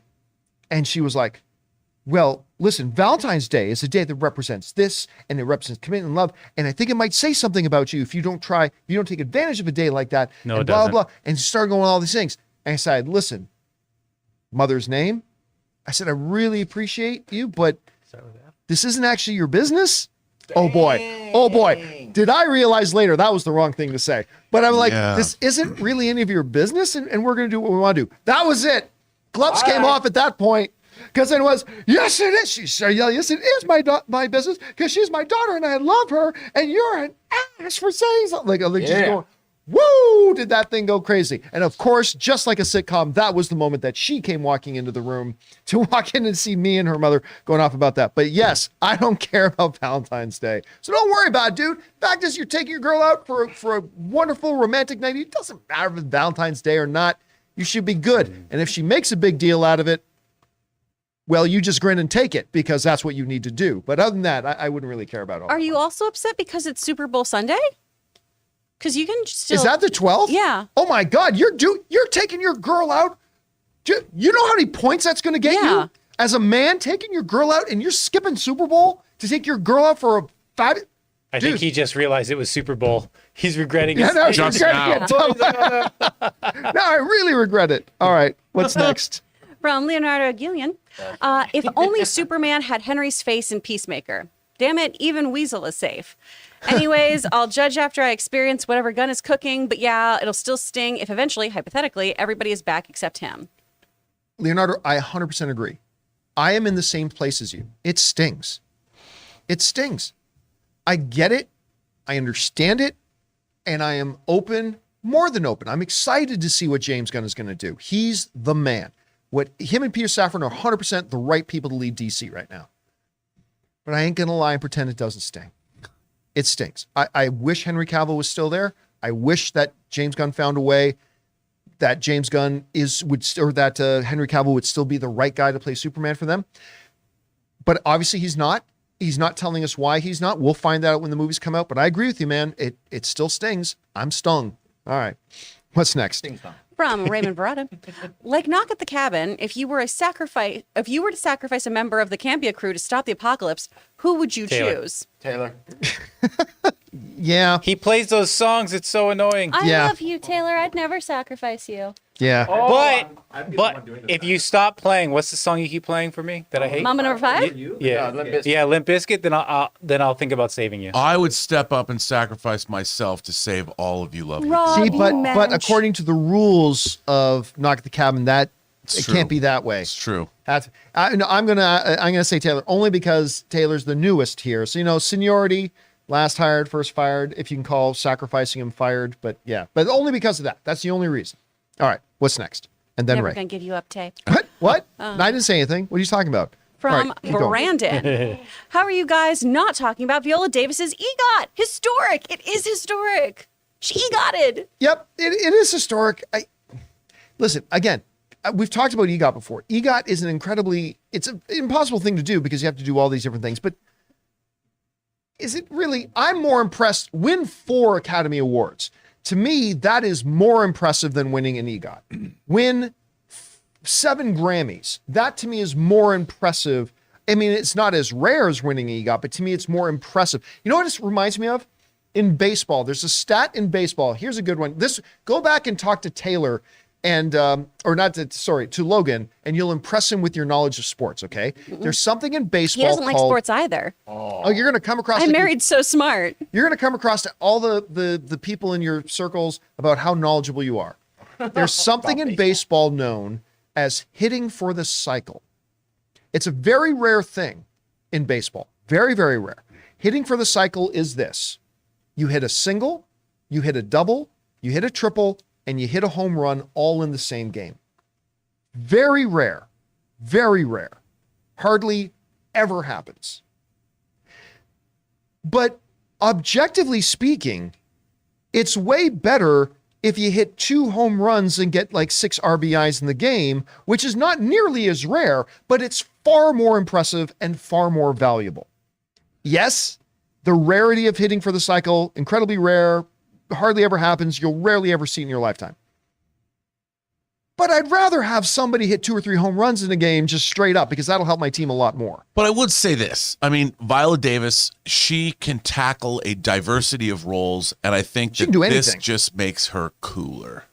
I mean, she's just cooler. It's just one of those extra added facts like, hey, by the way, did you know she EGOT'd? It just makes her cooler. But you see, there are people out there who are not as noteworthy that they win an EGOT, then you go, oh, well, hey, and it puts a little more respect on their name. Like Viola Davis needs more respect on. I mean, she's Viola Davis. But it does make her cooler. It does. It adds an extra little thing on her resume. Yeah. She's already a goddess. Looks nice does on it really do anything that much? Looks nice over the fireplace. EGOT. Now, of course, if you watched 30 Rock, EGOT may be a more important thing to you, but it is what it is. All right, what's next? From Dumbrodore, Gunn announcing his DC lineup feels like 2013 again when WB announced a Batman vs. Superman film at San Diego Comic-Con. The excitement of casting and direction over DC is alive again. I'll tell you what, there is a small vocal group that is very anti anything that's going on, right? Anything that isn't just continuing on with the failing direction that it was all going in before is not going to make them happy. So it doesn't matter. Most people are very excited. But again, we are a long way off from actually seeing anything that's going to get the average person excited. Like we're still a year and a half away or more from getting the first trailers and all that kind of stuff. Right now, it's all hypothetical and theoretical. And by the way, I get it. It's a new regime at Warner Brothers. It's a new regime. As Big E would say, it's a new day. It's a new day. At Warner Brothers. It's a totally new regime. But, us comic book movie fans, we've been through the life cycle of Warner Brothers, where they've announced a lot of stuff that we ain't ever saw. So that's all great that James Gunn is announcing this is happening and Bold and the Brave and this and all that kind of stuff. But people who followed Warner Brothers for a long time, granted it was another ownership, but still, are like, okay, I'll believe it when I see it. So let's see what happens once we start getting there. All right, what's next? From Suthius, you know how Vision got all philosophical with what is grief but love persevering? Oh, yeah. Well, Mr. B is also philosophical, and he says this line as well, but in his special voice. Thank you for Friday. I'm assuming that has something to do on the show that I wasn't here. When you're doing all of your Hall of Family voice stuff? Yeah, I think that's what Yeah. that is. What is grief? Oh yeah, I sing a song? Yeah, Little Mermaid. Yeah. That's right. Yeah. Someone wanted me to sing the Little Mermaid lyrics as meanwhile. Yeah. Look at this. It was stuff. hard to do. Isn't it neat? The whole Great. family. I'm going to see if I can pull this up or not. Don't switch over, Jonathan, until I say it's something we can try. I'm not sure it is there anymore. Yeah, I don't know how to pull up. Oh, wait a second. There's Reels. Is this in here? Oh, yeah. Okay, go ahead and switch to my screen. Let's switch to my screen for a second I'm here. not seeing the air. Let me close it and bring it up. Okay, so I wasn't on Friday's show because right now Universal Studios Hollywood is doing special preview days of their new Super Nintendo World. And Ann was managed to corral us a spot. You and Logan went too, right? Mm-hmm. So We went on Tuesday. you guys went on Tuesday. So Ann and I went over and went to check it out. And were you able to get the screen? Oh, there it is. Okay, so this is a little bit of the video of Ann and I at Super Mario World and some of the stuff that we were able to see. This place was amazing. It was absolutely amazing. Every nook and cranny of the entire Super Nintendo world was filled with details and like fun things to see. And literally, as Ann and I stopped to grab something to eat in a restaurant first before going into Super Nintendo World, and Ann reaches over and grabs a couple of extra napkins. I'm like, "You bringing some food with you?" She goes, "No, I'm gonna cry." Because Ann is super into the Nintendo games, right? And sure enough, as soon as we walked in, you go through the transport tube, bloop, bloop, bloop, you go through there and you walk into Super Nintendo World. She got like kind of weepy. It's magical. It's amazing. And now Universal Studios Hollywood has, between their Wizarding World, which is absolutely, I'm not even a huge Potterhead. Their Wizarding World is absolutely incredible. And now Super Nintendo World in there. I'm telling you what, if you have any sort of appreciation for any of the Mario games and particularly Mario Kart, you've got to get over to the Super Nintendo World. It was an absolute blast. But anyway, that's why I was not here on. That's why I wasn't here on Friday. It looks great. That was so much fun. All right, what's next? From James Argenta, over under 15% the new Batman or Superman are introduced in Flash post credit. 1,000% zero. They no. Remember, they made this movie they actually shot this movie like a year and a half ago. So I mean, it was absolutely 0% chance of that. All right, what's next? From Dumbrodore, it's cool that the Brave and the Bold could possibly be like Superman and Lois, where there's a refreshing live-action look at the superhero as a parent. Yeah, I mean, listen, one of the things that I was really impressed with Superman and Lois, the show, was the fact that, Rob, we've talked many times about the fact that it's challenging to make a story about Superman where Superman is legitimately challenged. Yes. And I thought it was a bold choice to make a show where it's basically, how do I balance being Superman and being a parent and a husband and all that kind of stuff? And I know that doesn't sound all that great the way I just said it, but they made it pretty compelling. They did a great job. And it'll be interesting to see if they can come up with something like that as well in The Bold and the Brave. But Damien's a little bit of a different kid than Jonathan. What's his two kids' names? Jonathan and what? Jonathan and Jordan? Sure, yes. Damien's a little bit of a different kid than Jonathan and Jordan, but still, it's going to be interesting to see that. It's not like warm, fuzzy parenting. He's an assassin. Yeah. All right, what's next? From Cody Hunt, KC represent. Kansas City doesn't get a lot of representation on film, even if it is just in the skyline. Yeah, of course, because the new episode takes place in Kansas Yeah. City. I, of course, have a little bit of a connection to Kansas City. AMC Theaters, their headquarters. Technically, it's in a town called Leawood, but it's in Kansas. And we would have to fly out there to AMC headquarters every once in a while and hang out there. I really liked it. Had some Kansas City barbecue when I was there. I like Kansas a lot. All right, what's next? From Vixter 5001, not sure it airs in the US, but the UK just saw the finale of Happy Valley, one of the very best BBC dramas. Strongly recommend. I've never heard of this. Have you, Rob? I've heard of Happy Valley. I've just never seen it. Does anybody know what it is? Nope. All right, well, yay. Yeah. All right, what's next? Victor's got good Right. taste, though. From Stubble McShave, I was surprised to learn that the Cantina Band music was called JIZ, according to Lucas. It's a Star Wars version of jazz, so it came from the canon. George, did he actually refer to it as jizz? Really? That's a little short-sighted. See, George, here's the thing about George. George never really asks anybody for their opinion. He never asks, he has no sounding board ever. Has he ever had a sounding board of, what do you think about this? Never has. I mean, he said, I want to do Jar Jar Binks, and he just told the people that make Jar Jar Binks. I mean, that's just it. It reminds me, I've told you this before, that in Saskatchewan, big ass province, as big as Texas, but only has a population of 1 million people in total. Saskatchewan, they had a lot of farmers in Saskatchewan, and they have like something called the Dairy Council that, kind of works together to figure out dairy price. And they decided, it wasn't the Dairy Council, it was one of the other farming councils about beef and pork. It was for pig farmers, right? And they made this big multi-million-dollar campaign around Saskatchewan, putting up billboards everywhere. And the name of the campaign was Pork, the One You Love. But of course, you're just driving down you're driving down the highway and you see a billboard that says Pork, the One You Love. And while you're like, that seems like good life advice, but yeah, I mean, it's just read the room, run it by a few extra people before pulling the trigger on it. Perhaps calling that music style jizz was not the right move. Pork, the One You Love, everybody. All right, what's next? From Stefan Winters. Sorry, I'm so sorry.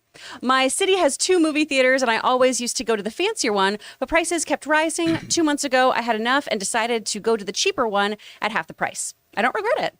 Sorry, Stefan. Yeah, Sorry, I mean, look, if I were in the same situation, what I would probably do, if there was a noticeable viewing experience difference, I would probably go to most movies then at the other theater. But every once in a while, like if a new Superman movie or the new Ant-Man movie or something like that was coming out, then I'd probably splurge a little bit and go to the nicer theater. But I agree with you. We're going to get to the point where it's like people are going to start looking for alternatives. So I get it. Well put, Stefan. All right, what's next? From Chillmonger. Hi, John and crew. I just finished 1883 and I loved it. Do you know if Tim McGraw and Faith Hill have acted before? Because they were both incredible. Tim McGraw has, for sure. Yeah. Tim McGraw definitely has. And I think Faith Hill has. Tim as McGraw well. was in Friday Night Lights. Yes, the TV that's right. He series. was the dad, the one dad. So he's done acting. And yeah, listen, the performances in it were great, particularly Sam Elliott was. Great. Sam Elliott was phenomenal in that series. Very, very well acted show. All right, what's next? From Leonardo again. Thanks, SNL. Now I can't unsee Pedro Pascal as Mario. Listen, I'll tell you what. Here's the thing about that sketch. So Normally, their little fake trailer stuff that they do, they're usually funny. They put a lot of production value into that. Like how they pulled that together in a week. I mean, obviously it wasn't movie quality, but what they were able to put together in a week, that was really impressive. Yeah. Like that was super impressive. I couldn't help but laugh every time as some characters with extreme depth. Who's the first one? Yoshi? No. And I'm bisexual. and I'm Toad, and I'm also bisexual. It was like, come on. That was great. It was really, really good. All right, what's next? From Raymond Verada, like Knock at the Cabin, Silk Sonic sacrificed themselves at the Grammys so more folks could win. Congrats to Harry, Album of the Year, Lizzo, Record of the Year, and Bonnie Raitt, Song of the Year. That Silk Sonic record, though, is incredible. I love that I record. haven't listened to it. Oh, it's so good. I've never heard of Silk Sonic. It's really good. How do I put this diplomatically? I don't care about the Grammys. Although I did see one interesting thing that I guess one of the big awards went to Adele, who won best performance of the year for one of her songs, and Dwayne Johnson was the one who presented her. The Grammys just seems to have a lot of repetitive overlapping categories just so they can give out more awards and recognize new people, like Album of the Year versus Record of the Year versus Performance of the Year versus Single of the Year versus it just seems, I don't know what. Look, I'm not going to pretend to understand the Grammys, so I'm not going to critique it too much because I don't really understand. But it's just I'd be lying to you if I told you I cared about the Grammys much. But that's just me. All right, what's next? From Raymond again, like Knock at the Cabin, Viola Davis got the Gang of Four of awards, the EGOT, for her Grammy for Best Audiobook. Yes, it wasn't the traditional Grammy for a vocal singing song performance. It was an audio book. Again, it counts. It counts. It counts. It's a Grammy. Again, nowhere near as impressive as, say, winning like 4 Academy Awards, which you will probably do at some point. But yeah, there you go. All right, what's next? From Vess, aka Mr. No Days Off, I just read an article saying that Disney is in negotiations with Universal to purchase the rights to the Harry Potter IP. Do you think this could be a great acquisition for Big Papa Iger? Bring on the filthy. I thought this was a fake story. I don't. Yeah, just to be clear, look, I'm not inside the walls of Disney. I don't believe the story at all. There is no way. Have you seen David Zaslav talk about Potter? There's no way they're giving that IP up. No. And when Hogwarts Legacy, is that what the name of the game is? Hogwarts Legacy? When that game comes out and smashes all kinds of records and all that kind of stuff. By the way, the reviews for it are out. The reviews are sounding really, really good. There's no way they're selling. Well, Now, here, the only thing I can say about that is they're talking about the rights to do amusement park stuff, not the rights for like the film franchise or the book. oh, well, okay. So, you know, it's funny because I was just at Universal. But I can't see Universal giving those. I know. It's such an important part of what they do. Now, as far as theoretically the question of would it be a good acquisition for Big Papa Iger? Of course it would be. If you could bring that IP under your roof and have like Potterland at your park, of course you can. But I don't see it going anywhere. But you never know. I mean, look, I'm not going to pretend that I'm on the inside of that, so we'll see. All right, what's next? From Kendall Barker, Taylor is such a great addition to the crew. It's time for his own chat emoji. Oh, a cute little one with glasses. We should have a chat emoji for. Okay. Oh, that's so sweet. Ray's a little behind on getting. Taylor. Ray's a little behind on getting new chat emojis together for our members. He's working on it, though. He's working on it. I'm working on it. All right, what's next? From Kyle Schneider. Hey, John, Ant-Man reaction watch tonight? As a matter of fact, yes. Tonight, the official reaction embargo lifts at 9 p.m. I know because actually as we were doing the show, I was texting with Christian and I was like, what time does the reaction embargo lift tonight? It's 9 p.m. tonight. So I think I'm probably going to either come into the studio here or do it from the spare bedroom at home, but I will be doing a live reaction watch. So if any of you guys want to watch along, come back and join me later tonight. And like Marvel does, I have to say, because I'm kind of a geek about this stuff, I do like What? they do. I know, right? They do have a live broadcast from the red carpet. Disney has. They always do. They always do. And I have to say, I like them. I watch them and I like them. Can I? I'm gonna. Okay, I don't like to criticize other people in the creative field, particularly our own field. Here we go. You know what? So don't. So I'm not going to say. Never mind. I retract what I was going to talk about. So let's move on, shall we? What's next? Scott and Tanya are going to be there tonight, Rob, at the red carpet and everything. Who is?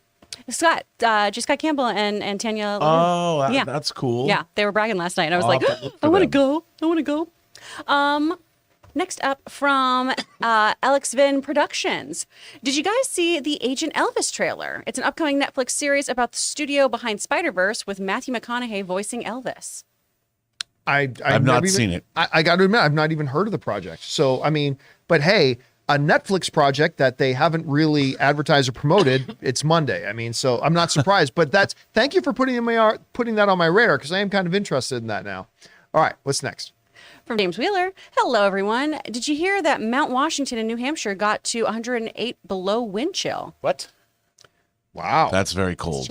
What is, somebody do some calculation on that for me. What is, hold on a second. Hey, Siri, what is 108 degrees Fahrenheit in Celsius? Oh, and then it just crapped out. Does anybody got that? Just fire that in. No, I was waiting for Siri. I'll convert it, but. Yeah, somebody find out what that is. Now we're talking wind chill, because wind chill can get real. What is that? What is 100 minus 108?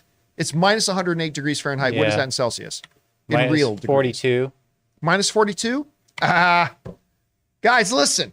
When I lived in Saskatoon, Saskatchewan, Canada, we would get 5 to 6 weeks of minus 40 Celsius, and that was not with wind chill. Is it the same with negative? Because it's only giving me Fahrenheit, like positive 108 to positive. Oh, no, it would be different. You have to put in the negative showing side. that up. I'll have to look that up. Okay, yeah, because minus 40 degrees Celsius. We'll just ask, what is minus 40 degrees Celsius in Fahrenheit, and see what it says. Maybe it would be faster if we just ask people at home to do it. But it gets that cold. Okay, so they're saying minus 78 degrees Celsius. Yeah, so that'd probably be about as cold as it would get in Saskatoon sometimes. Yeah, thank you guys in live chat. Appreciate that. All right, what's next? From Connor, do you think Zaslav is keeping an eye on Hogwarts Legacy rave reviews and how it's faring with gamers? I think if you are the owner of an IP, you're always going to watch how auxiliary branches of that IP perform. Of course they are. Look, if David Zaslav watches and says nobody buys Hogwarts Legacy and nobody plays it and nobody cares, he's probably going to take note of that. If it is really well received, which so far the reviews have been quite good, and if it sells really well, which I have no idea if it's going to sell well or not, I'm going to guess that it will, but I don't know. I mean, obviously there's been some pushback about J.K. Rowling and all that kind of stuff, whatever. But he's definitely going to take note of that. Whether that'll be positive or negative, don't know. We'll have to wait and see, but I think he's definitely going to be paying attention to that. All right, what's next? From Esteban Reyes, love work. I'm currently at urgent care and had to leave my class with a sub. I hope everyone is okay. And Rob and company, you're the homies. Oh, I'm sorry. They had to go to urgent care. I mean, obviously it's not your thumbs, because you're like, right. That's You're able good. to type. You're able to sit up and watch the show. That's good. I hope everything's well, man. Take care of yourself. All right, what's next? From Jay, it's amazing how the "No, I am your father" is still one of the biggest movie reveals in movie history. Oh, it absolutely is. Totally. Actually, it's one of the most misquoted lines in movie history. Because a lot of people, when they quote the line, they'll say, "Luke, I am your father." That's not the line. It's like, "No, I am your father." Like that's the actual line. The I's drawn out too. Such a good line. It is the great movie reveal of all time. It's the great movie reveal of all He time. told me enough. All right, what's next? You killed him. From Esteban. We just did that. one. There we go. From a Sith Lord. Happy Black History Month, crew. Question: do you think we will get any milestone projects, live action or animated? I've been reading a lot of them recently, and it would be fun to see.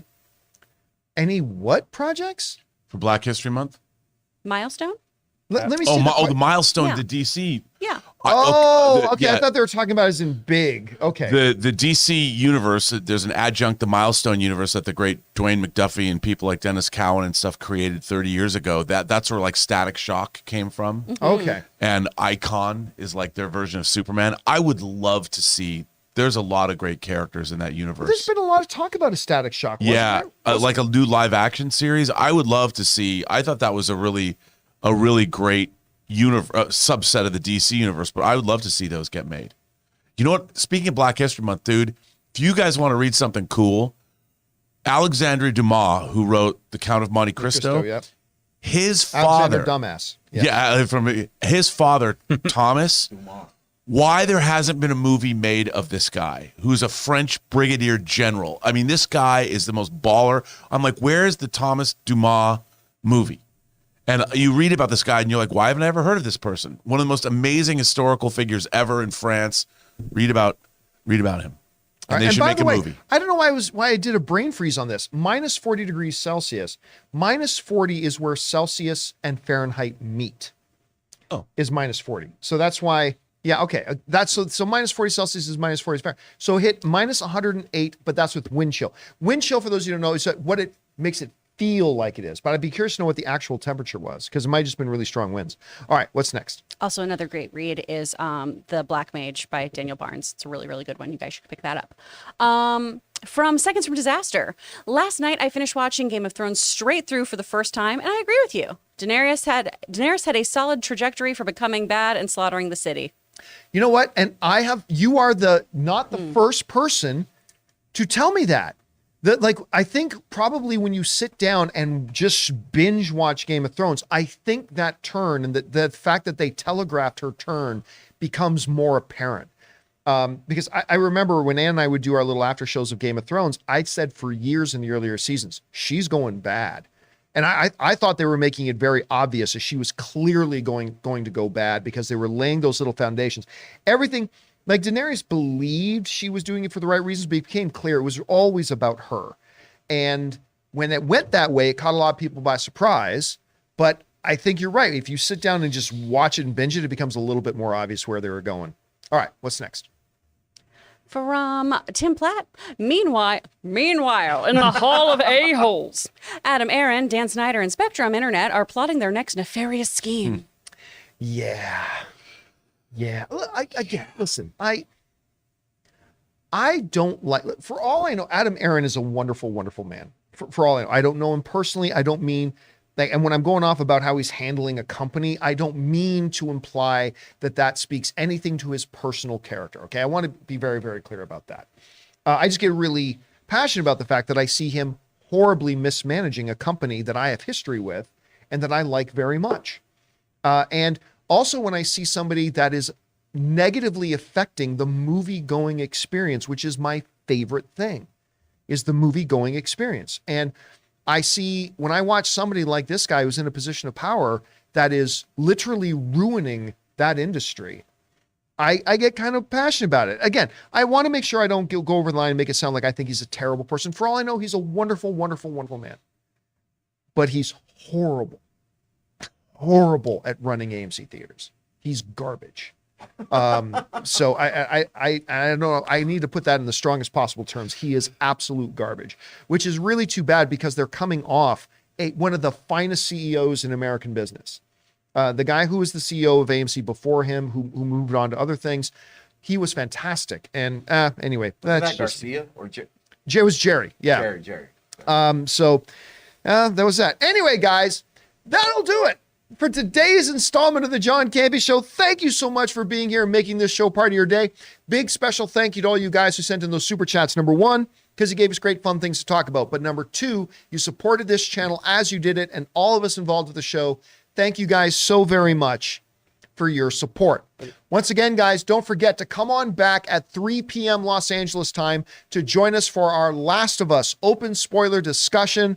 I hope you guys will come back and be there. So many things to talk about. We hope to see you then. And of course, come on back and join us for tomorrow's episode of the John Campea Show. So with that all down, guys, I want to thank everybody in the room, Mr. Robert Meyer Burnett, back there, Ray Ora, Taylor Gonzalez, running the show is Jonathan Voico, and of course, the delightful Chris Carr. My name's John Campea, and until next time, my friends, bye-bye.